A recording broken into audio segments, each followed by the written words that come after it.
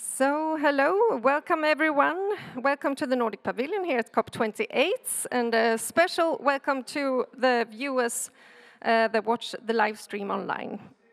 This event on the Nordic Stocktake and Visions was commissioned by the Nordic Council of Ministers, and the ones performing it is a coalition of different think tanks and research institutions of the Nordics, led by CONCITO over here.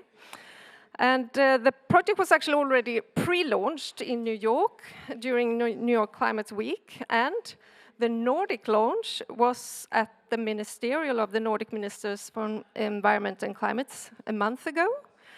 And we are so lucky to have with us the Minister of Climate and Energy, Environment of Norway, Mr. Andreas Bjelland Eriksen, that will come later in the program. Thank you, Minister, to join us today.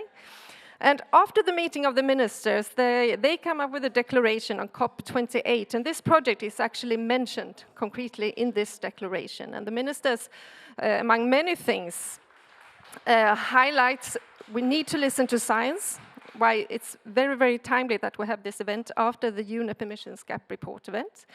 We have to increase the pace in countries like the Nordics that do have all the know-how and the institutional and financial capacity to increase the pace must do so. So before we start, I would like to introduce our moderator, but she will not come up until later. But we will have Olhoff from CONCITO, who's also the chief editor of the UNEP emissions gap reports, Anne. And then we go to the stocktake, and the one who will guide us through that is the deputy director of CONCITO, Denmark's green think tank, Mr. Jarl Krausing. So, Jarl.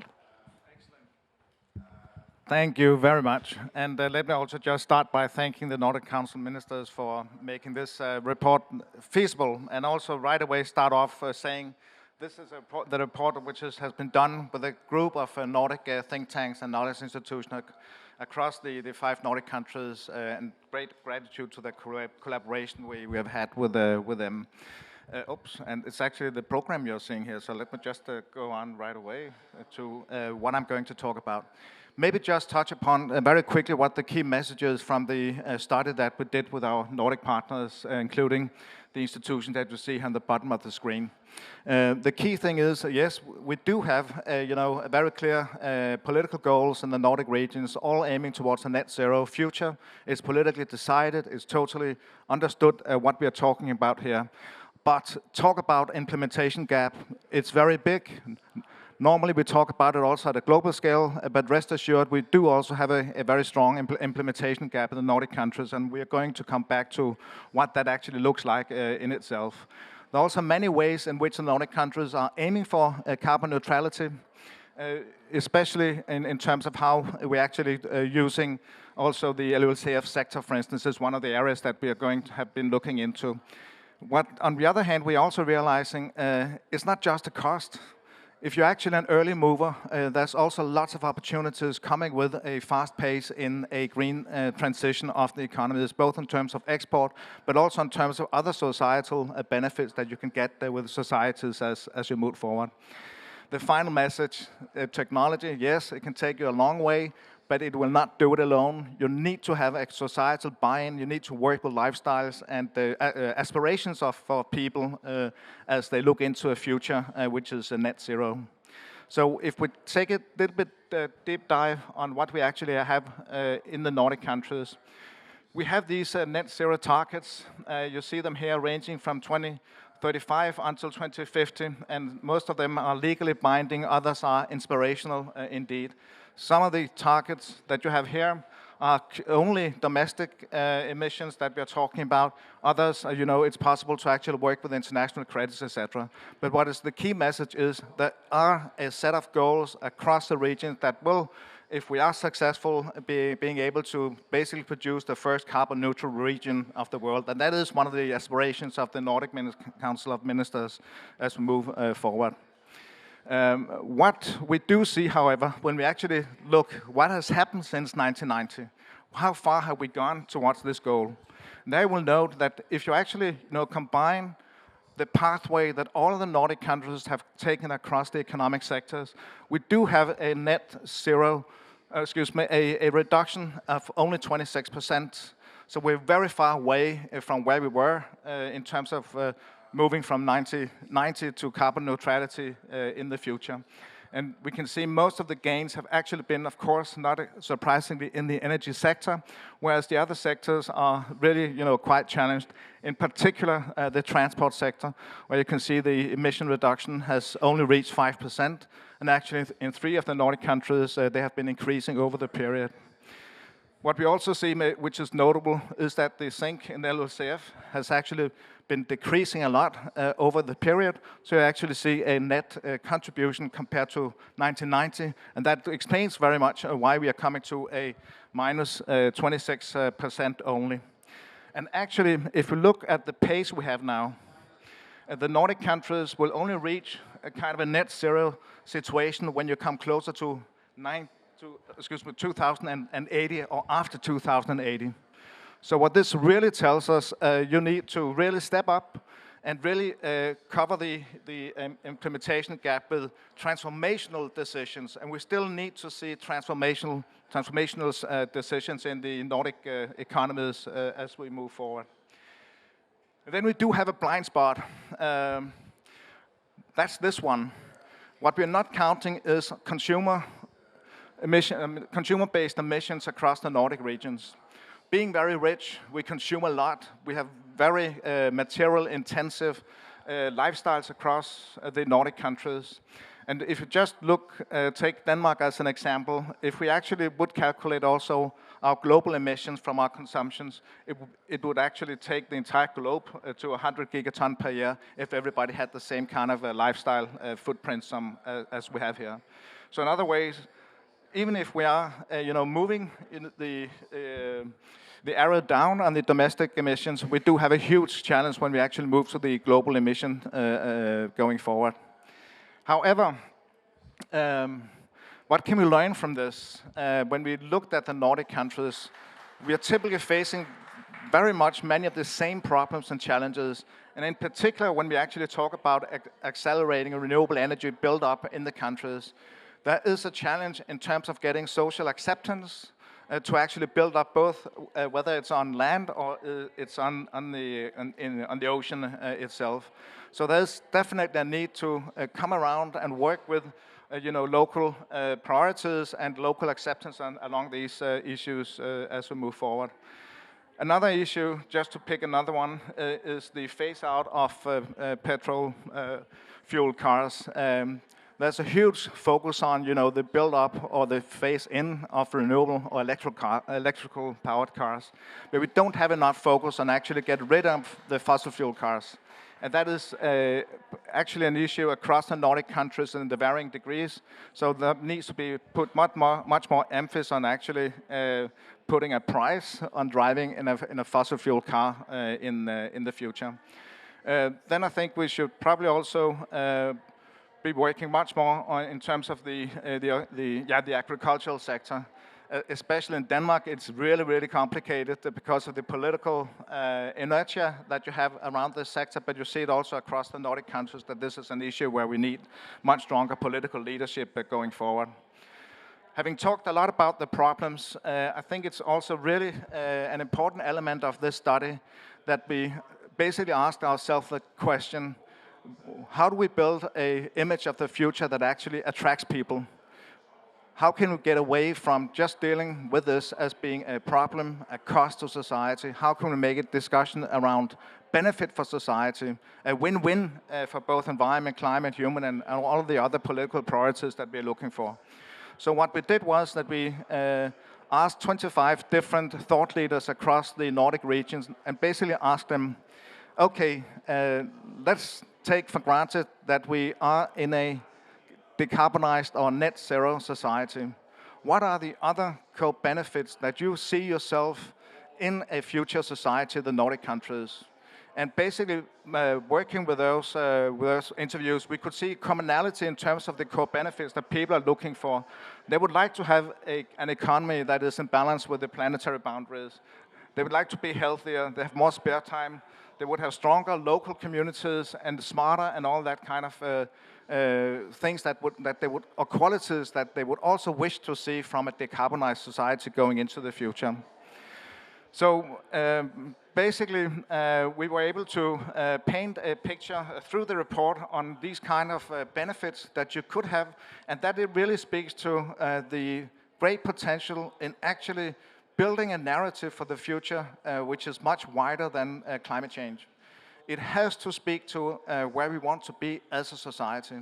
And it's exactly the same as when we speak very often about climate change and climate action in a global development south context, that we don't understand that it's an agenda which is so much more than just climate. It's access to energy, access to health services, all these kind of things. We need to actually do the same in the Nordic context, creating that positive, image of the future that we will really want.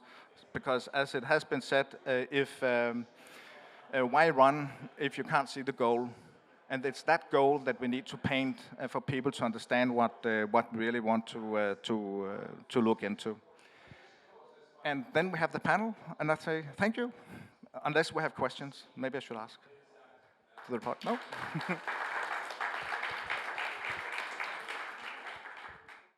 Thanks very much, Jarl. And yes, let's see if there are any immediate questions to you before we turn to the panel.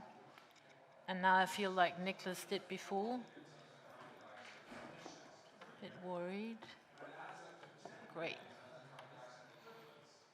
No questions? All was crystal clear. Thanks so much.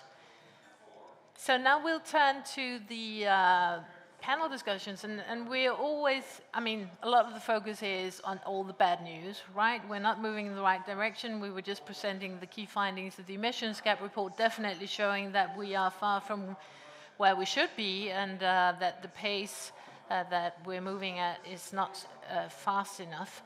But now we're going to talk more about the visions, because we want to, what is it that inspires action? It's not being told everything is, the future is gone, basically. We need to move from disillusion to action. And with us today, we have three excellent people, in addition to Jarl, of course. So we have Fatima Denton, who's the director of the United Nations University Institute for Natural Resources in Africa. Would you like to come to the stage, Fatima? And thanks so much for joining us. Then we have Niklas Höhne, also one of the long-standing emissions gap report lead authors, co-founder of the New Climate Institute, and also a professor at Wageningen. And I think virtually joining us from Peru, we have Maria Paz Cigaran from Libelula. Thanks so much for joining us, Maria. Great that you could join us and be with us. And then finally, we will invite Jarl back to the stage, and you've already been introduced. But it's also, just starting us off, visions is something that I've had many discussions, including with you, that we need to create a positive image of the future, one that we can relate to, one that inspires action and doesn't leave us all disillusioned. And it's also something that we're moving more into in CONCITO, where one of our focus areas is actually going to be on visions and how to create a positive visions for the future to inspire action. So to start us off in this discussion, I would like to just give each of you the floor to just pitch some of your top visions for a climate neutral and just future. It could be what needs to happen. Floor's open for what you want to bring to it. And I think if you're okay with that, Fatima, we will start with you. Thank you. It's on, okay. Thank you very much, Anne. I think, Anne, you've set us a very challenging task because I think we're so hardwired to see the challenges rather than the positives of the transition, that it's often very difficult to kind of change course. But I would start off by saying at least two things in that sort of vision projection kind of pathway. The first one is that in my neck of the woods, I am not able to talk about net zero. It's not a set of words that sit very well with the people that I often talk to. So they're most comfortable with a climate resilient future because they don't really see net zero as a realistic pathway for them. So that's the first thing. The second thing I'd say is, to a large extent, Africa is starting off with you're talking about a positive rather than negative, but sometimes the negative is important as part of our historical, I would say, markers, so that we don't forget. But in this case, I'd just say that many countries in Africa are already starting with what I would call a negative sort of loss, in the sense that it's almost like one could say this is like I'm trying to find the terminology. It's a negative. It's a negative in the sense, I was trying to think about a better word, but it's a negative in the sense that many countries are already dealing with resource extraction and what comes with that. That resource extraction often comes at a cost to biodiversity, at a cost to ecosystems. But it comes with another cost, whereby some of the multinational companies that are involved maybe are busy with underpricing. They are sometimes also busy with taxation issues, in the sense that not all taxes are paid. And then the countries themselves, the elites, the comprador elite, very often are rather complicit in these negotiation, either in terms of contract negotiation, and there is also a sense that the illicit financial flows that kind of flow out of this economy is a huge loss to the countries. So that's already a loss to a large extent. But I think in addition to that loss, there's also the sense that one could also say that Africa contributing only 4% to global emission to a large extent is a positive. It's a net positive in the sense that many other countries are way ahead in terms of emissions. Now, my vision is, how do you get Africa to stay within that sort of range of low global percentages? How does Africa avoid emissions, I'd say, in key sectors? There are 3 sectors that I think are very carbon intensive and have a lot of implications for Africa's development. Cities, it's a huge challenge. Many African cities are becoming mega cities, and we need to find ways of curbing emissions from cities, from transport. Agriculture and land, mainly because of our farming practices. We are depleting our soil cover on a daily basis, not to mention also the problem related to deforestation.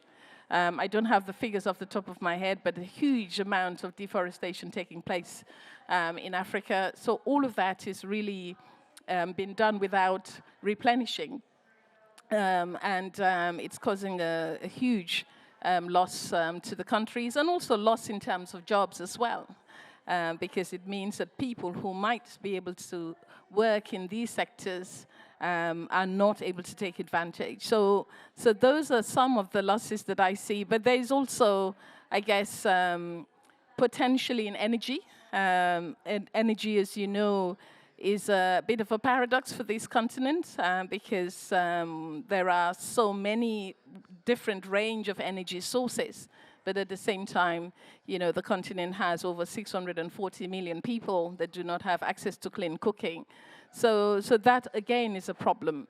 So I would say my vision would be, how can international solidarity work faster so that some of these areas where Africa really needs support, and support in terms of solidarity, these areas can be areas of worthy investment. I'm saying worth investment because I think northern countries also need to realize that I saw in the presentation earlier said something about early movers. So northern countries can become early movers in the sense that if they invest in some of these areas, it's investing in institutions that will ultimately work towards emissions reductions. And that, in the case of a global solidarity, it reduces it's a collective action, but it does mean that it reduces emissions as well, which is what we all want to see. So they're working to their advantage. You know, it's enlightened self-vision and self-interest, rather. And so I think that that early investment would pay, especially if you invest in areas where that support is most needed. I'll give you one quick example. Many countries in Africa are looking to green their industrialization. And it's a no-brainer. So rather than take the route that other countries in the north have taken, it would make a lot of sense to really start reducing that carbon intensity that goes into industrialization so that these countries could also gain firsthand and become early movers in terms of green industrialization. So that's just one example, but there's several other examples where I see supporting countries in Africa as part of that larger ambition of acceleration, you know, but also supporting in terms of skills, in terms of knowledge, and also in terms of research. You know, this transition is not going to happen without research. It's not going to happen without scientific knowledge. It's not going to happen without the understanding of how some of these skill shortage that we see could be boosted and enhanced. And all of that comes with knowledge. So again, I would say the more we can lay out a just transition process, and I will just say this and end, the better. I think just transition can be somewhat of a mobilizing tool to really enhance climate action. But I would say it needs to be more than a tool. It has to be a whole assembly point where you have different production sites that are all supporting sustainable outcomes.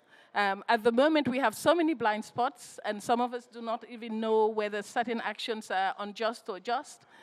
We haven't democratized just transition well enough within our societies. We are all adopting a Western approach of what just transition means. We're not going back to indigenous knowledge systems to understand how people, societies, have actually viewed the issue of justice and how they can also adapt. There's a lot to say, but I'm aware that I'm hogging the mic too much, so I'll hand over to you. No, thanks very much, Fatima. And I think, to me, it also comes across as a vision for what needs to happen in the very near future in order to give Africa also the space and the freedom to really think about what Africa wants in the future, what the visions look like for the future. And one of the great things, apart from these people actually being some of my favorite people on the whole earth, is that we're also covering different regions here. So I think we should turn to Maria now and see if your visions or visions look different from your perspective. Over to you, Maria. Thank you, and thank you for the invitation, and thank you, Jarl, for your presentation. That was very, very interesting for me. I will take one word that Fatima said that is, I think, very important for any process that we need to take in the future, and it's solidarity. The problem that we have in the world is yes, we do have a problem of climate change, we do have a problem of impacts, but the cause of those problems is the way we have developed our societies that is very unequal. No? So I think if we don't target that way of being, solidarity, then we will achieve not much. No. In the case of Latin America, if you see the polls that we do with enterprises and about the future and what is the actual concern of people, of course, climate change is there because now it's affecting everyone every day. No, and it's the clothes that you wear that normally you're wearing your summer and it should be winter and now it's summer, which is very light. It's not important, but a lot of people are I have been really struck many times these 2 years after the pandemic, very hard. So climate is now felt as a personal issue, and people need that to be resolved. The second thing is that if we are thinking about the future, we need to think about something Jarl said, no? The aspirations. And people need hope, no? And when we're talking about aspirations and hopes, we cannot see everyone the same. Maybe Anne, you and me and Fatima and Niklas and Jarl have the same kind of access to everything in the world. We are on the top of the people that we have everything. It doesn't matter if we live in Peru, we live in South Africa, or we live in Germany. We have education, we have a job, we have everything to live well. But in the case of Latin America and in Africa, it's also like that. Poverty it's very, very high. Energy access is still pending, and people that are not living the way they should live with dignity are living in rural areas. So if we're talking about the vision has to include those that are always left behind, always. Otherwise, what kind of world are we, like, even though it's gonna be net zero, what kind of world are we building for us, for them, and for our children? No? How are we really being relevant to the people? Why is that we're doing this? We're doing this because we want to be happy. We want to live in an harmonic world. Net zero, just the target of net zero is gonna lead us there. Maybe we're gonna be net zero and people are gonna be, without hope and without basis for living. So I think that's something for me to really highlight. No, we have the targets, we have the science that is very important, we have the technology. As you said, technology is not the only thing that we need. We need to really be relevant for the people. And when we're talking people, it's not people like us, it's people that are really struggling to live their daily lives. And when we're talking about that we have to always think that the benefit, that central benefits need to be, first, that there's peace and trust between in a society. Second, that we are developing jobs and that jobs are giving dignity to people, because there are a lot of bad jobs in our informal jobs in our society. And the third thing is that we have to build resilience. So the capacity to have shocks, but can go to the same situation again. No, so, and with that resilience in the world, since we're gonna be having impacts, more impacts every day and more frequent and more intense, we really need to think, of course, how to decarbonize our energy, the energy in the world and the industries, and how with that we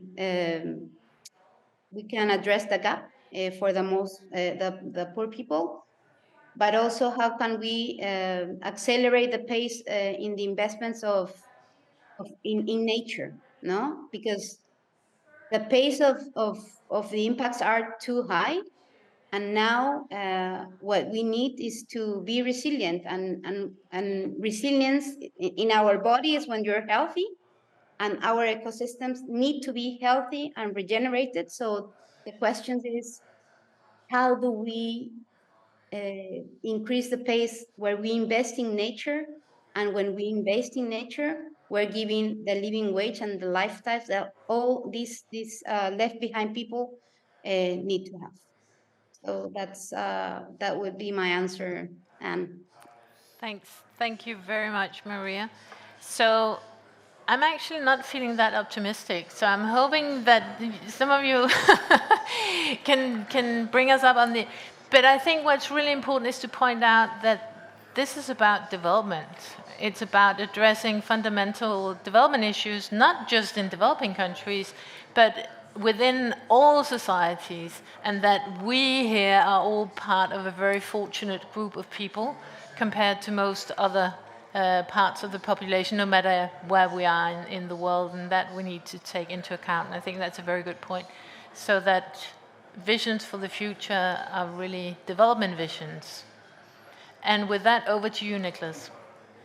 Thanks. I really like the approach to these positive visions here, because, I mean, there's even research from psychologists now saying that if there's doom and gloom, it basically paralyzes and people don't do anything. And if you want to get them to do something, you need to give them positive stories and that is motivating. And that's why I really like that approach. And we together wrote this UNEP emissions gap report. Each year there's a huge gap, and it's negative. And I must admit, I get frustrated every once in a while, and that's why we actually wrote a paper with only good news. Yeah, so we, on full purpose, only looked at what is better since Paris.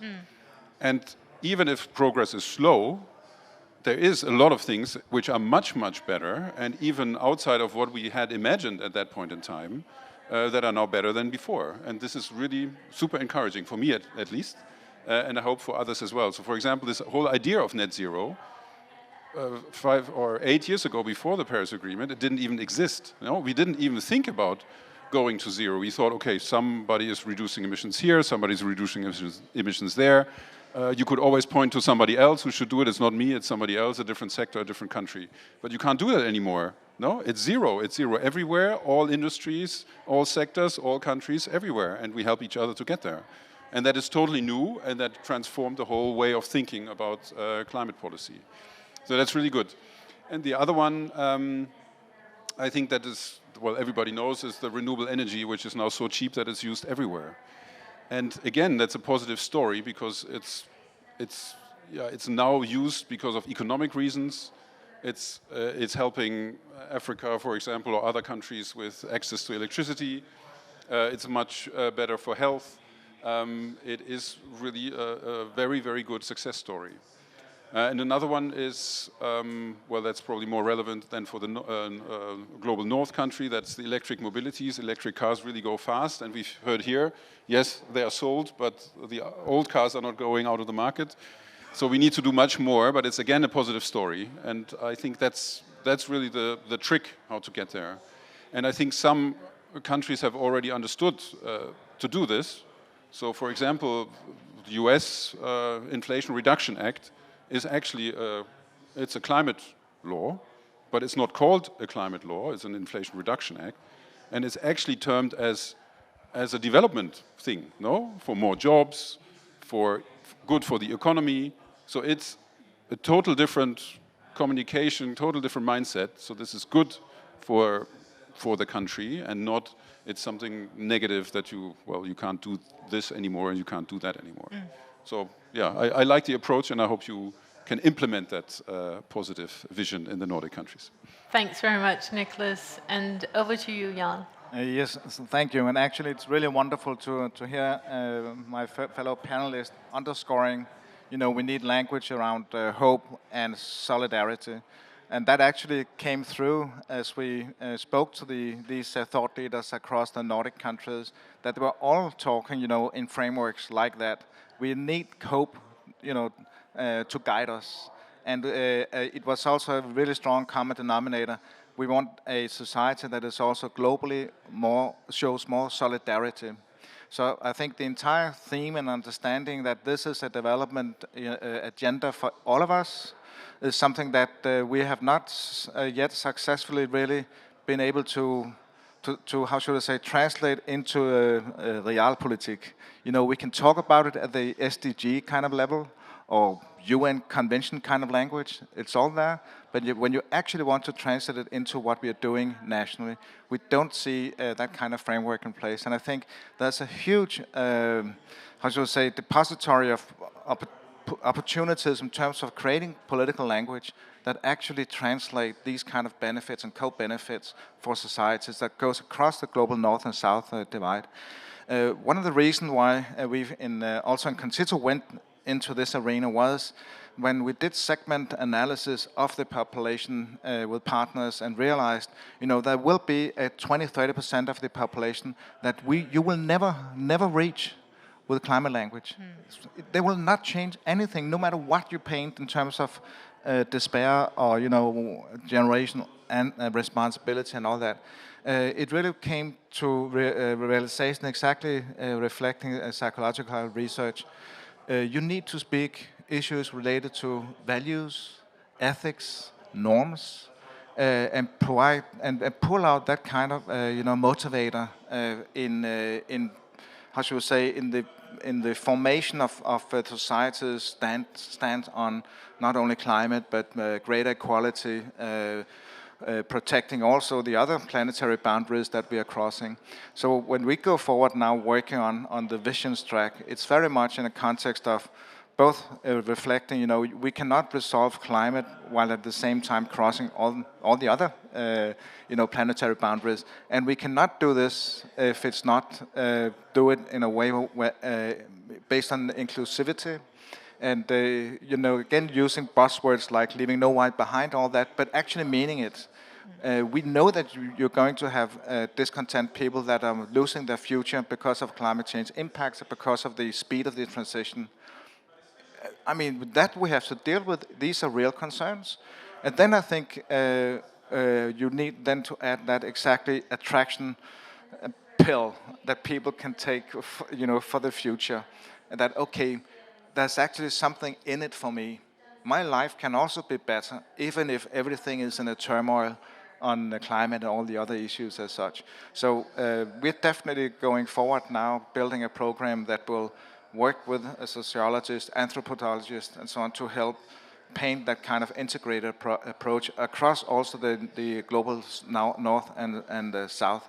And we hope, for instance, very much to work with Fatima on this one. We are talking. Thank you. Thanks very much. And thanks to all of you. We actually now only have 3 or 4 minutes left. But I think excellent interventions. There is no climate vision for the future without a development vision for the future.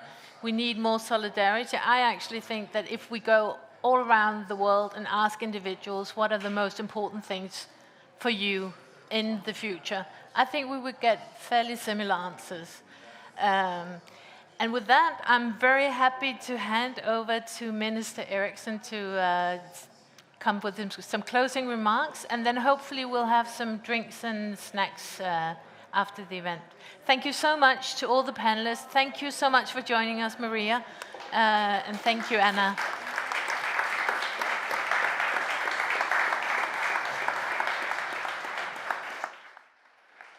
Dear ladies and gentlemen, it's always terrible to stand between someone's drinks, but